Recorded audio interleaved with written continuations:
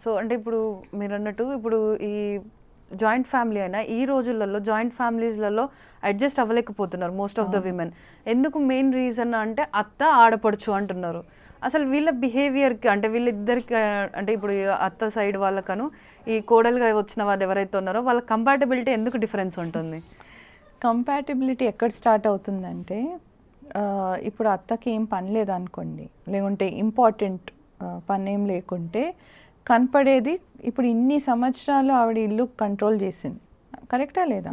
ఈ కోడలు కొత్తగా వచ్చింది, ఇల్లు ఎలా నడపాలి తెలియదు కాబట్టి అత్త ఇన్ని సంవత్సరాలు ఎలా నడిపింది అలాగే కోడల్ని కూడా నడపాలని అనుకుంటుంది.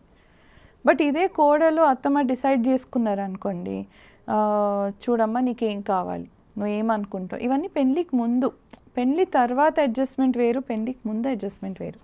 పెళ్ళై ముందే వాళ్ళు ఫ్రెండ్లీగా ఉన్నారనుకోండి, అత్తమ్మ కోడల్లా కాకుండా ఇద్దరు ఫ్రెండ్స్లా, ఓ మా అబ్బాయి అంటే అంటారు చూడండి, ముద్దుగా పెంచుకున్న అబ్బాయి కాబోయే పెండ్లం అంటే ఇంకా ముద్దు, అలా యాంగిల్లో వాళ్ళు మనసు అలా కొంచెం కింద దిగి అమ్మాయి కూడా కొంచెం అలా ఆ బ్యాలెన్స్కి వస్తే అప్పుడు వాళ్ళిద్దరు పెళ్ళికి ముందు చూసుకున్నారనుకోండి వాళ్ళ క్యారెక్టర్స్, వాళ్ళ ఇల్లు ఎలా నడుపుకుంటారు. ఇప్పుడు మనం మామూలుగా పెళ్ళికి ముందు అమ్మాయి వెళ్ళదు అక్కడ ఆ ఇంటికి, సడన్గా అడ్జస్ట్ అవ్వడం కష్టం.